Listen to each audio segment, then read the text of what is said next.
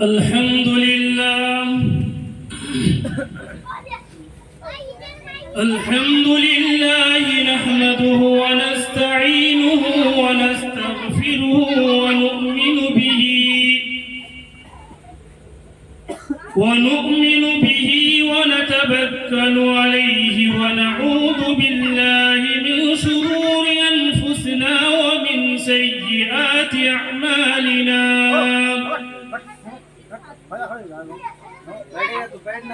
من يهده الله فلا مضل له ومن يضلله فلا هادي له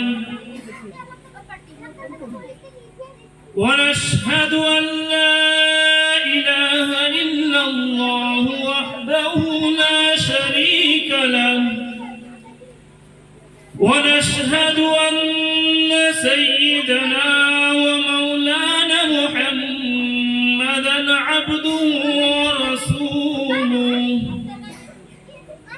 أرسله بالحق بشيرا ونذيرا وداعيا إلى الله بإذنه وسراجا منيرا أما بعد فقد قال الله تبارك وتعالى في كلامه المجيد وفي الفرقان الحميد أعوذ بالله من الشيطان الرجيم بسم الله الرحمن الرحيم ولا تقولوا لمن يقتل في سبيل الله أموات بل أحياء ولكن لا تشعرون وقال النبي صلى الله تعالى عليه وسلم الحسن والحسين سيدا شباب أهل الجنة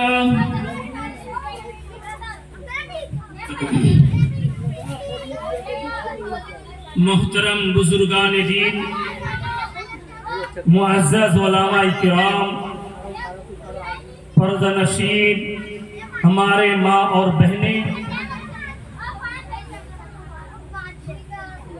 بڑی خوشی کی اور مسرت کی بات یہ ہے کہ آج آپ کے بستی اکندہ کے سرزمین پر ایک اصلاح معاشرہ کے عنوان پر جو جلسہ منعقد کیا گیا ہے،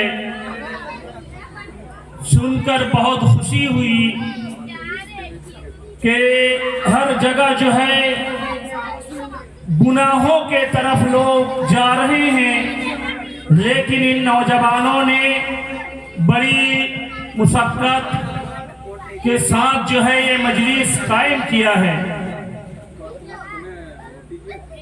لہذا آپ حضرات سے میں مؤدبانہ درخواست کروں گا کہ جو حضرات ادھر ادھر گھوم رہے ہیں یا پھر اپنے گھروں میں بیٹھے ہوئے ہیں، ہمارے ماں بہنوں سے بھی درخواست کروں گا کہ وہ جو ہے اسٹیج کے قریب آ جائے۔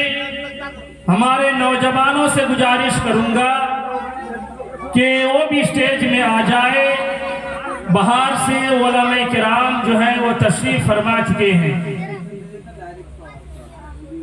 اور یہ مہینہ جو چل رہا ہے محرم الحرام کا مہینہ ہے۔ اسلامی طور پر یہ سال کا آغاز اور شروع والا مہینہ ہے، اور اس مہینے کو اللہ رب العالمین نے زمین اور آسمان بنانے سے پہلے اس مہینہ کی فضیلت رکھتی ہے، اور اسی مہینے میں حضرت حسین رضی اللہ تعالی عنہ جو ان کو شہادت نصیب ہوئی، اور اسی مہینے کے اندر عمر فاروق رضی اللہ تعالی عنہ ان کو بھی شہادت ملی۔ میرے بزرگوں، دوستوں، میرے بھائیوں، اس محرم الحرام کے سلسلے میں آپ حضرات کے گاؤں میں ایک اصلاحی محاصرہ کے طور پر ایک جلسہ منعقد کیا گیا ہے، لہذا آپ حضرات جو ہے ادھر ادھر نہ گھومیں، گھر میں نہ رہیں، بلکہ چند اوقات تھوڑی سی اوقات مجلس میں آ جائیں، اور یہ محرم الحرام کے سلسلے میں آپ کے سامنے کچھ فضیلتیں بیان کی جائے گی کہ اس مہینے کا فضیلت کیا ہے۔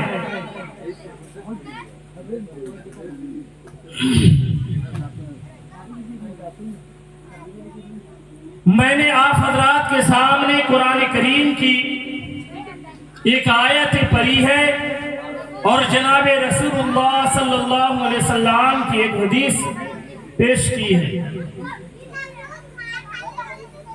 بڑی افسوس کی بات یہ ہے کہ آج کا دن 10 محرم الحرام، جس کے بارے میں جناب رسول اللہ صلی اللہ علیہ وسلم نے فرمایا کہ یہ مہینہ جس میں ہمیں اور آپ کو جو کام کرنا ہے، جو طریقہ اختیار کرنا ہے، وہ جناب رسول اللہ صلی اللہ علیہ وسلم نے فرما کر چلے گئے کہ اس مہینے کے اندر اللہ کے نبی نے فرمایا کہ اس میں روزہ رکھا جائے، نفل عبادت کی جائے، قرآن کریم کی تلاوت کی جائے، اور اس کے علاوہ جو کام ہے وہ سارے کے سارے جو ہے شریعت کے خلاف ہے۔ جب اللہ کے نبی جناب محمد رسول اللہ صلی اللہ علیہ وسلم مدینہ پہنچے تو اس وقت جو ہے یہودی جو ہے وہ روزہ رکھا کرتے تھے۔ اللہ کے نبی جناب محمد رسول اللہ صلی اللہ علیہ وسلم نے فرمایا یہودیوں سے کہ آپ لوگ جو ہے کس وجہ سے روزہ رکھ رہے ہیں؟ تو یہودی نے کہا کہ اس محرم الحرام 10 تاریخ عاشورہ کا دن جو ہے حضرت موسیٰ علیہ السلام جو ہے فرعون سے جو ہے نجات ملا تھا، اسی خوشی میں ہم سب روزہ رکھ رہے ہیں۔ تو اللہ کے نبی جناب محمد رسول اللہ صلی اللہ علیہ وسلم نے فرمایا کہ جب یہودی لوگ اسی 10 تاریخ عاشورہ کا دن روزہ رکھ رہے ہیں تو اس کے خلاف ہمیں اور آپ کو کرنا چاہیے۔ اللہ کے نبی فرمائے کہ اگر میں اگلا سال زندہ رہوں تو ایک روزہ پہلے یا ایک روزہ بعد میں رکھوں گا، یعنی 9 تاریخ، 10 تاریخ یا 10 تاریخ، 11 تاریخ۔ لیکن اللہ کے نبی علیہ السلام حیات میں نہیں رہے، لیکن اسی کے قول پر، انہی کے قول پر جو ہے عمل ہو رہا ہے۔ میرے بزرگوں، دوستوں، میرے بھائیوں، اس لیے اللہ کے نبی نے فرمایا کہ جو شخص عاشورہ کا روزہ رکھے گا، ایک روزہ اگر عاشورہ کا رکھتا ہے تو اس کے 1 سال کے اگلے اور پچھلے گناہ معاف کر دیے جاتے ہیں۔ تو یہ عاشورہ کا فضیلت ہے۔ لیکن ہمارے معاشرہ کے اندر، ہمارے گاؤں کے اندر جو طریقہ، جو رواج چل رہا ہے، جو حرام کاموں میں لوگ ملبس ہو رہے ہیں، میرے بزرگوں، دوستوں، میرے بھائیوں، بڑی افسوس کی بات ہے کہ جس بات کو نبی علیہ السلام نے فرما کر گئے ہیں، آج اسی نبی کے بات کو ہم پیچھے چھوڑ رہے ہیں۔ لیکن جو شریعت کے خلاف ہے، جس چیز کو نبی علیہ السلام نے منع فرمایا کہ ایسے کام مت کیا کرو، جو شریعت کے خلاف ہے، جو ناجائز ہے، جو حرام ہے، اس طریقے کو ہم آج اختیار کر رہے ہیں۔ آج ہمارے گاؤں میں ڈھول بجایا جا رہا ہے، گانا بجایا جا رہا ہے، ڈی جے بجایا جا رہا ہے۔ میرے بزرگوں، دوستوں، میرے بھائیوں، ڈھول اس وقت بجایا گیا تھا جب حضرت حسین رضی اللہ تعالی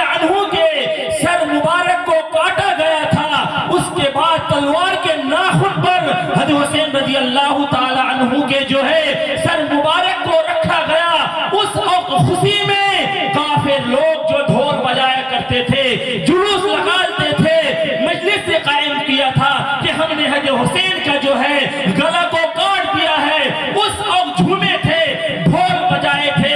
میرے بزرگوں، دوستوں، میرے بھائیوں، آج انہی کافروں کا طریقہ، انہی بےمانوں کا طریقہ، ان کمینوں کا طریقہ کو آج مسلمان اختیار کر رہا ہے۔ بڑی افسوس کی بات ہے کہ جو چیز حرام ہے، جس کو منع کیا گیا ہے، آج اسی حرام خوری میں ہمارے ماں، ہمارے بہنیں، ہمارے نوجوان، ہمارے بزرگوں جو سفید داڑھی والے ہیں، اسی حرام خوری کو دیکھنے کے لیے جا رہے ہیں۔ میرے بزرگوں، دوستوں، میرے بھائیوں، تمہیں کہاں سے حدیث مل گئی؟ کون سی شریعت تمہیں اجازت دیتی کہ حضرت حسین کے نام سے گاڑی گھیر کر چندہ لو، ڈھول بجا کر چندہ لو؟ یہ حرام خوری نہیں تو اور کیا ہے؟ آج دیکھا جا رہا ہے کہ ہمارے نوجوان ڈھول باجا لے کر سڑکوں میں کھڑے ہو رہے ہیں اور گاڑیوں سے بھیک مانگ رہے ہیں، چندہ مانگ رہے ہیں۔ کیا یہی طریقہ بتا کر گئی؟ کیا شریعت میں اجازت دیتی ہے کہ ایک نواز رسول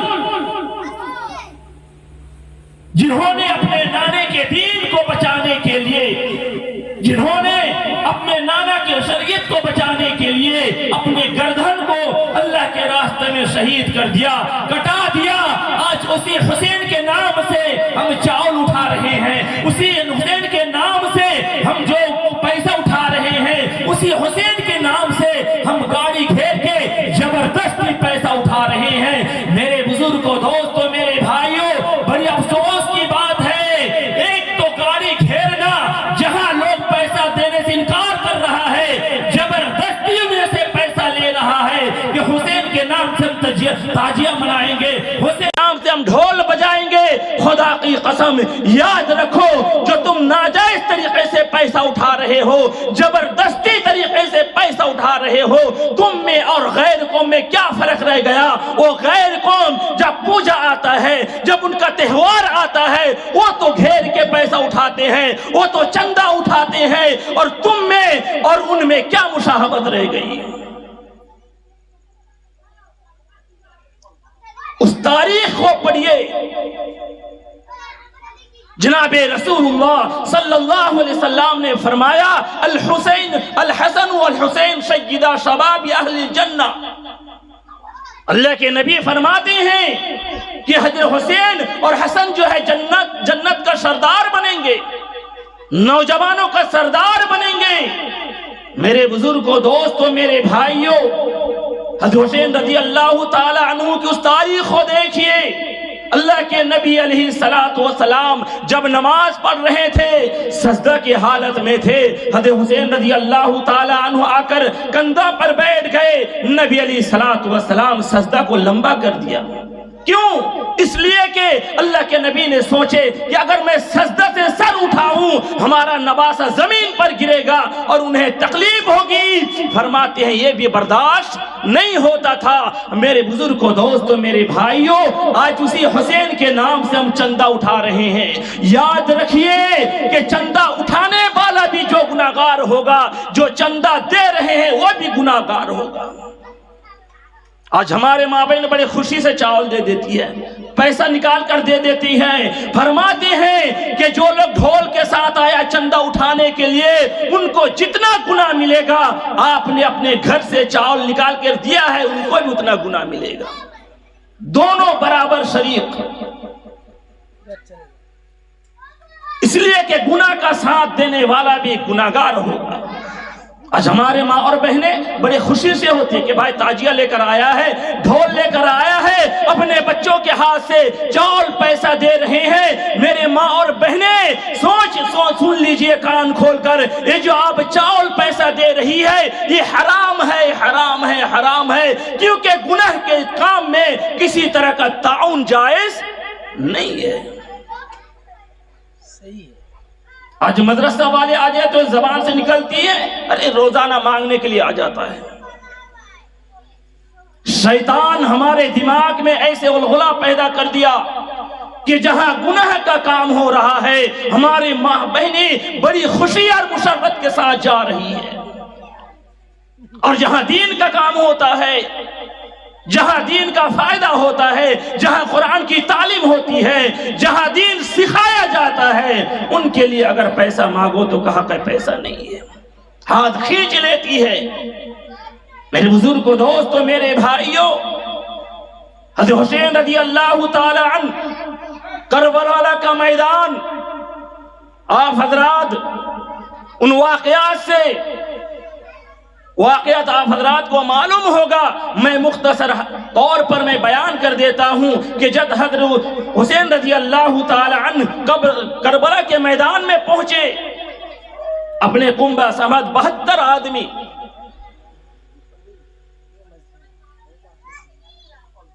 جب پہنچے وہاں پر پہنچنے کے بعد جو ہے خطوط آیا تھا۔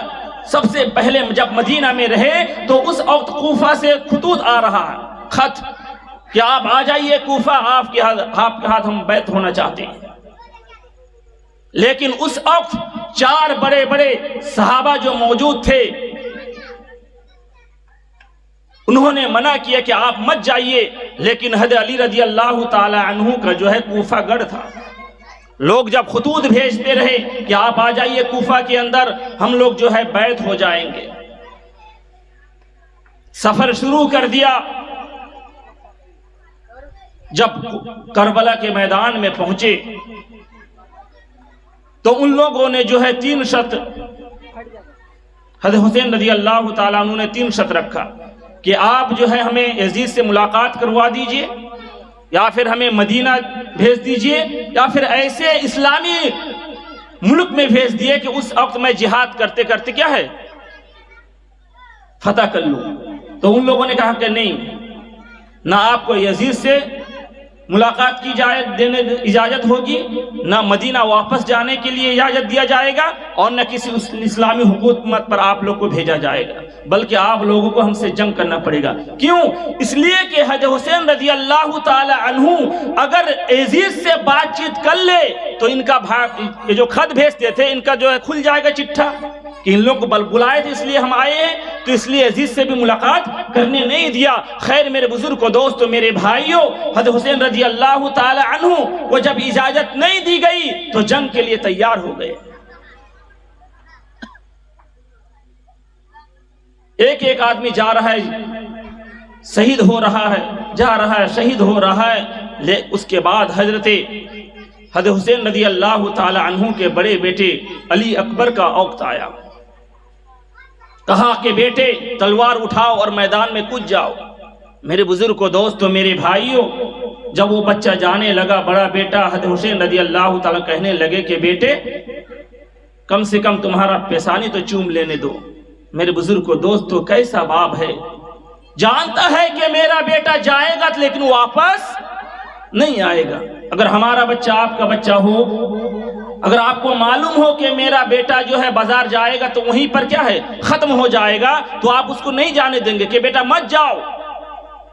حسین رضی اللہ تعالیٰ عنہ کو معلوم تھے کہ میرے بڑے بیٹے میدان جہاد میں جائیں گے لیکن واپس نہیں آئیں گے۔ میرے بزرگ کو دوست، میرے بھائیوں، اپنے بیٹوں کو بلا کر پیشانی پر چوما اور کہا کہ جاؤ۔ میرے بزرگ کو دوست، میرے بھائیوں، جہاد کرتا رہا، کافروں کو کاٹتا رہا۔ کچھ دیر کے بعد ان کو 2 ٹکڑا کر دیا گیا۔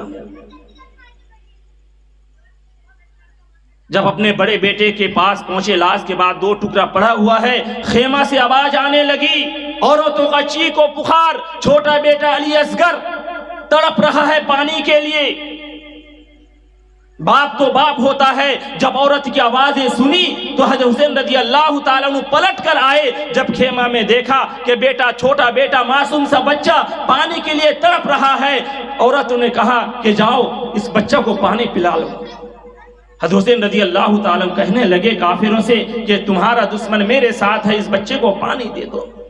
میرے بزرگ کو دوستو، میرے بھائیوں، پانی پلانے کے لیے لے جا رہے ہیں، لیکن ایک تیر آئی اور حلقوم پر لگی، وہ بچہ شہید ہو گیا۔ ادھر بڑا بیٹا دو ٹکڑا میں پڑا ہوا ہے، ادھر چھوٹا بیٹا۔ میرے بزرگ و دوستوں، میرے بھائیوں، کیسا عالم گزرا ہوگا، دین کو بچانے کے لیے کیا کیا قربانی کی ہوگی۔ لیکن جب آخری وقت آیا، حضرت حسین رضی اللہ تعالی عنہ لڑتے رہے یہاں تک کہ ظہر کا وقت آیا، نماز پڑھے، نماز پڑھنے کے بعد پھر لڑتے رہے، لیکن عصر کا جب وقت آیا، کافروں سے کہا وقف، رک جاؤ۔ حضرت حسین نے کہا کہ تھوڑی دیر رک جاؤ، مجھے عصر کی نماز پڑھنا ہے۔ آج ہمارے مسلمانوں کا وقت نہیں ملتا ہے، بہت کام، جہاد کا میدان ہے، خون چو رہا ہے بدن سے، پیشانی پر خون، ہاتھوں پر خون، بدن پر خون۔ کافروں کو کہہ رہے کہ تھوڑا پانی دے دو تاکہ میں اپنا چہرے کا خون صاف کر لوں، اس کے بعد نماز پڑھوں۔ میرے بزرگ کو دوستو، پانی نہیں دیا گیا اور پانی نہیں ملے گا۔ شریعت کا یہ حکم ہے کہ تیمم کیا جائے، مٹی سے تیمم کے نماز کے اندر کھڑے ہو گئے۔ کھڑے ہو جانے کے بعد اب کافروں نے مشورہ شروع کر دیا کہ یہی موقع ہے ان کو جو ہے شہید کرنے کا۔ اگر یہ موقع ہاتھ سے نکل گیا تو ہم سب کا بچنا مشکل ہو جائے گا۔ تو حضرت حسین رضی اللہ تعالی عنہ جو ہے رکوع میں گئے، رکوع میں جانے کے بعد پھر سجدہ میں گئے۔ اب ان لوگوں نے کہا کہ اب سجدہ کی حالت میں ہے، اسی وقت جو ہے انہیں کیا ہے شہید کر دیا جائے۔ اگر اس وقت ہم نہیں شہید کریں گے، اگر نماز عصر کی پلی تو پھر پاور میں آ جائیں گے، ہم سب کو ختم کر دیں گے۔ میرے بزرگ کو دوستو، میری بھائیوں، اسی وقت جو آ کر ایک شخص نے دونوں ہاتھ کاٹ دیا۔ سجدہ کی حالت میں حضرت حسین رضی اللہ تعالی عنہ ہاتھ رکھے ہوئے تھے، دونوں ہاتھ کو کاٹ دیا۔ ایک آ کر جو ہے پیٹ میں چھرا گوپ دیا اور تیسرا آ کر جو ہے گردن میں وار کیا، لیکن نماز نہیں چھوڑی۔ آج ہمارے نماز فجر قضا، ظہر قضا، عصر قضا، مغرب قضا، قضا ہی قضا ہوتے جا رہے ہیں۔ لیکن سوچو، حضرت حسین رضی اللہ تعالیٰ عنہ جہاد کے میدان میں نماز کا وقت آیا، کافروں سے کہا وقف، رک جاؤ، نماز کا وقت ہے، نماز پڑھنے دو۔ جب حضرت حسین رضی اللہ تعالیٰ عنہ کا سر مبارک کو کاٹا گیا، شہید کیا گیا، اس وقت ان کافروں نے تلوار کے ناخن پر حضرت حسین رضی اللہ تعالیٰ عنہ کو سر مبارک رکھنے کے بعد اسی وقت ڈھول تاسا سب بجا کر جو ہے وہ لوگ جشن منا رہے تھے، جیسے آج ہمارے نوجوان، ہمارے گاؤں کے لوگ جشن منا رہے ہیں۔ میرے بزرگ کو دوستو، میرے بھائیوں، قرآن کریم اس لیے کہا وَلَا تَقُولُوا لِمَنْ يُقْتَلُ فِي سَبِيلِ اللَّهِ أَمْوَاتٌ بَلْ أَحْيَاءٌ وَلَكِنْ لَا تَشْعُرُونَ۔ جو لوگ اللہ کے راستے میں شہید ہوتے ہیں اسے مردہ مت کہو، بلکہ وہ تو زندہ ہے، لیکن آپ کو شعور نہیں ہے۔ بتاؤ میرے بزرگ کو دوستو، میرے بھائیوں، آج ہمارے اگر گھروں میں کسی کا باپ مر جائے، کسی کا بھائی مر جائے اور آپ کو کہا جائے کہ آپ ڈھول بجاؤ، ڈی جے بجاؤ، بجائیں گے؟ کیوں؟ غم کا وقت ہے، اس وقت یہ سب جائز نہیں ہے، پسند نہیں کریں گے۔ تو پھر میرے بزرگ کو دوستو، میرے بھائیوں، حضرت حسین رضی اللہ تعالی عنہ اللہ کے راستے میں شہید ہوئے۔ اللہ کہہ رہے ہیں کہ وہ تو زندہ ہے اور زندہ کے ماتم نہیں کیا جاتا ہے۔ اور اسی مہینے میں حضرت عمر فاروق رضی اللہ تعالی عنہ کا ان کو بھی شہادت ملی۔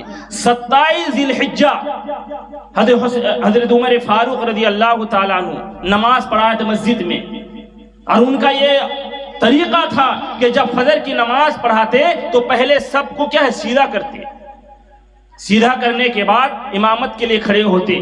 تو 27 ذی الحجہ کا دن صبح کا وقت تھا، حضرت عمر فاروق رضی اللہ تعالی عنہ نماز کے لیے کھڑے ہوئے۔ ان میں سے ایک جو منافق کافر تھا، ایران کا رہنے والا تھا، انہوں نے اپنے جو ہے چادر کے اندر چھری لے کر آگے نماز کے آگے کھڑے ہو گئے، ایسا چھری جو دونوں طرف دھار تھا۔ فرماتے ہیں کہ حضرت عمر فاروق رضی اللہ تعالی عنہ جب نماز میں کھڑے ہو گئے، نماز پڑھا رہے ہیں، تو نماز کی حالت میں جو ہے وار کیا گیا، وار کرنے کے بعد حضرت عمر فاروق رضی اللہ تعالیٰ کو جو جتنا آنت وغیرہ تھا پیٹ کے اندر سب نکل پڑے، خون بہنا شروع ہو گیا، مصلی سے نیچے گرے۔ ایک صحابی کو کہنے لگے کہ نماز مکمل کر دو۔ میرے بزرگ دوستو، میرے بھائیوں، نماز کی اہمیت دیکھیے، امیر المؤمنین پڑا ہوا ہے۔ صحابی کو حضرت عبداللہ ابن عوف رضی اللہ تعالیٰ عنہ کو کہا کہ جاؤ نماز مکمل کر دو۔ چھوٹی چھوٹی سورہ سے نماز کو مکمل کی گئی، اور یہ جو چاقو مارنے والا سب پھڑ کر جا رہا تھا، تو آخر میں ایک صحابی ان کو چادر دی، چادر سے ڈھانپ لیا چہرہ اور اس کو پکڑ لیا۔ پکڑ لینے کے بعد وہ خود اپنے چاقو سے جو ہے کیا ہے وار کر کے مر گیا۔ تو حضرت عمر فاروق رضی اللہ تعالیٰ عنہ بے ہوش، جب ان کو گھر لایا گیا، کھانا کھلا رہے ہیں، دوائی کھلا رہے ہیں، لیکن سب پیٹ سے نکل جا رہا ہے، کوئی چیز پیٹ میں ٹکتا نہیں۔ جب ہوش آئی تو میرے بزرگ کو دوستو، میرے بھائیوں، عمر فاروق رضی اللہ تعالیٰ کہنے لگے کہ میری نماز، میری نماز، میری نماز۔ کہنے لگے، صحابہ کہنے لگے کہ حضرت آپ کا تو خون بہ رہا ہے، آپ کے پیٹ سے تو اتن نکل گیا ہے، بھوڑی وغیرہ نکل گئے، آپ کیسے نماز پڑھیں گے؟ میرے بزرگ کو دوستو، میرے بھائیوں، حضرت عمر فاروق کہنے لگے کہ جب ہم جہاد میں رہتے تھے، خون بہتا ہوا تھا، لیکن پھر بھی ہم نماز پڑھتے تھے۔ آج مسلمان صحیح سلامت ہے، ہمارا بدن صحیح ہے، ہمارا پیر صحیح ہے، ہمارا جسم صحیح ہے، لیکن ہم نماز کی طرف نہیں آ رہے ہیں۔ سوچو، حضرت عمر فاروق رضی اللہ تعالی عنہ کا جب پیٹ سے خون بہ رہا ہے، نہ کھانا ٹھیک رہا ہے، نہ پانی ٹھیک رہا ہے، لیکن جب بھی ہوش میں آ رہے ہیں کہ میری نماز، میری نماز، میری نماز۔ آج ہمارے مسلمان ماں اور بہنیں ہم تندرست ہیں، اللہ نے ہمیں صحیح سالم رکھا ہے، ہمارا سب کچھ ٹھیک ہے، لیکن ہم نماز سے دور ہیں۔ کیا جواب دو گے؟ نماز کی حالت میں حضرت حسین نے سر کو کٹا دیا، نماز کی حالت میں عمر فاروق رضی اللہ تعالیٰ عنہ کو شہید کروایا گیا۔ تو 27 ذی الحجہ کو حضرت عمر فاروق رضی اللہ تعالیٰ عنہ کو چھرا مارا گیا، لیکن ایک محرم الحرام کے اندر حضرت عمر فاروق رضی اللہ تعالیٰ عنہ شہادت ملی۔ تو یہ جو محرم الحرام کا مہینہ جب بھی آتا ہے، اس وقت جو ہے عمر فاروق رضی اللہ تعالیٰ عنہ کا واقعہ یاد دلاتا ہے، حضرت حسین رضی اللہ تعالیٰ عنہ کا واقعہ یاد دلاتے ہیں۔ میرے بزرگ کو دوستو، میرے بھائیوں، یہ جو طریقہ، یہ جو ڈھول باجا تاشا، یہ لاٹھی کھیلنا، شراب پینا، آج میں دیکھ کے آ رہا ہوں اسندہ کے اندر چھوٹے چھوٹے معصوم بچے کے ہاتھوں میں شراب دیا جا رہا ہے، شرابیں ڈھال ڈھال کر گلاس میں دے رہے ہیں۔ 12 سال 14 سال کا بچہ شراب پی کے ناچتے ہوئے جا رہا ہے۔ بڑی افسوس کی بات ہے میرے بزرگ کو دوستو، میرے بھائیوں، اگر اس وقت ہم اپنے بچے کو کنٹرول میں نہیں کیا، اپنے معاشرہ کو کنٹرول میں نہیں کیا، خدا کی قسم جب ہمارے نسل آئیں گے تو اس کا ایمان بچانا بہت مشکل ہو جائے گا۔ اس لیے میں آپ حضرات سے مؤدبانہ درخواست کروں گا، ہمارے معاشرہ کو بچانا ہے، ہمارے بچے کو بچانا ہے، تاکہ یہ بچے ہمارے لیے دعا اور مغفرت کا ذریعہ بنے۔ اگر ہم اس وقت اپنے بچے کو کنٹرول میں نہیں کیا، اپنے بچے کو آزادی چھوڑ دیا، خدا کی قسم یہی بچے حرام خوروں میں مشغول ہو جائیں گے۔ صرف بچہ پیدا کر دینا کوئی بڑی بات نہیں، بڑی خوشی ہوتی ہے، بیٹا پیدا ہو گیا، بیٹی پیدا ہو گئی، لیکن میرے بزرگ کو دوستو، میرے بھائیوں، بچہ پیدا کرنے کے بعد اس کو صحیح تربیت بھی دینا چاہیے۔ ایسا نہیں کہ بچہ پیدا کر کے چھوڑ دیا اور جو چاہے کرتا، نہیں میرے بزرگ کو دوستو، میرے بھائیوں، اللہ کے نبی جناب محمد الرسول اللہ صلی اللہ علیہ وسلم نے فرمایا کہ جب بچہ بالغ ہو جاتا ہے، شادی کا وقت ہو جاتا ہے، اگر آپ انہیں شادی نہیں کراتے ہیں، اگر بچہ گناہ کرتا ہے، فرماتے ہیں ایک گناہ ان کے ماں باپ کے نامہ اعمال میں لکھا جائے گا۔ کیوں؟ آپ نے اس کے شادی میں دیر کرا دی، وہ بچہ گناہ کرتا رہا، اس کا ذمہ دار اس کا ماں باپ ہے۔ شریعت نے یہ بھی خیال رکھا کہ بچہ اور بچی کا جب وقت ہو جائے تو شادی کروا دو، اگر نہیں کراؤ گے بچہ گناہ کرے گا تو اس کا وبال اس کے ماں باپ کو سہنا پڑے گا۔ میرے بزرگوں، دوستوں، میرے بھائیوں، اس لیے آپ حضرات سے مؤدبانہ درخواست کروں گا کہ اللہ تعالیٰ نے ہمیں اور آپ کو ایک پاکیزہ مجلس میں لا کر بٹھایا، جس مجلس میں نبی علیہ السلام کی فضیلت بیان کی جا رہی ہے، نوائے رسول کے فضیلت بیان کی جا رہی ہے، قرآن حدیث کے باتیں سن رہے ہیں، لیکن کچھ جگہ ایسے ہو رہا ہے جہاں حرام خوری، جہاں شراب پینے جا رہے ہیں میرے بزرگوں، دوستو، جہاں مرد عورت مخلوق بیٹھ کر ناچ گانا سن رہے ہیں۔ اللہ تعالیٰ نے اسی راز سے ہماری اور آپ کی حفاظت فرمائی۔ خیر میرے بزرگوں، دوستو، میرے بھائیوں، وقت بھی ہو چکا ہے۔ اس کے بعد باہر سے آنے والے مولانا مشتاق احمد صاحب علمارہ کے ہیں، وہ بھی آپ حضرات کے سامنے آئیں گے، ہمارے ناظم صاحب بھی ہیں۔ تو آپ حضرات سے مؤدبانہ درخواست کروں گا کہ یہ جو محرم الحرام کا مہینہ ہے، یہ ہم صرف ڈھول تاشا اور یہ جو جلوس سے ہم مطلب نہیں، میرے بزرگوں، دوستوں، ساتھ نہیں دینا ہے۔ اگر ساتھ دو گے، جتنا گناہ انہیں ملے گا تمہیں بھی اتنا گناہ ملے گا۔ حالانکہ آپ اس مجلس میں نہیں گئے، لیکن جب وہ لوگ آتے ہیں چندہ کے لیے، اگر آپ 100 50 200 500 دے کر شرکت کریں گے یا چاول وغیرہ دے کر شرکت کریں گے تو میرے بزرگوں، دوستوں، میرے بھائیوں، ان کو جتنا گناہ ہوگا تمہیں بھی اتنا گناہ ملے گا۔ اس لیے ان لوگوں سے ہمیں الگ رہنا ہے اور دعا کرنا ہے کہ اللہ تعالیٰ انہیں کیا ہے صحیح سلامت رہے، ان کو صحیح سمجھ دے، تاکہ ان لوگ بھی جو ہے وہ طریقہ چھوڑ کر صحیح دین پر آ جائے۔ اس کے لیے ہمیں اور آپ کو فکر کرنا ہے۔ اسی لیے آپ حضرات سے مؤدبانہ درخواست کروں گا میرے بزرگوں، دوستوں، میرے بھائیوں، یہ حضرت حسین رضی اللہ تعالی عنہ، عمر فاروق رضی اللہ تعالی عنہ کا میں مختصر واقعہ حضرات کے سامنے بیان کیا ہے، تو اس سے ہمیں اور آپ کو یہ سبق ملی کہ نماز کی حالت میں کچھ بھی ہو جائے لیکن نماز ہمیں قضا نہیں کرنا ہے۔ نماز ان سے اللہ پابندی کے ساتھ پڑھیں گے، اپنے بچوں کو حکم دیں گے، اپنے بچیاں کو حکم دیں گے، لیکن آج ہمارے معاشرہ کے اندر ایک گڑبڑی یہ ہوتی ہے، جو ہمارے بچیاں اور بچے اسکول جاتی ہے، خاص کر ہمارے بچیاں کو دیکھا جاتا ہے راستہ میں وہ بے پردہ کے ساتھ اسکول روانہ ہوتی ہے۔ میرے بزرگوں، دوستوں، میرے بھائیوں، عورت کا جو ہے پردہ نبی علیہ السلام نے فرمایا کہ ٹخنوں سے نیچے سے لے کر پورا چہرہ جو یہاں تک جو ہے ان کے لیے جو ہے پردہ ہے، لیکن آج ہمارے بیٹیوں، ہمارے بہنوں جو اسکول جاتی ہے اس بے پردہ کے ساتھ جا رہی ہے، جس کا جسم کھولنا حرام ہے، لیکن آج ہم روکنے کی کوشش نہیں کرتی ہیں۔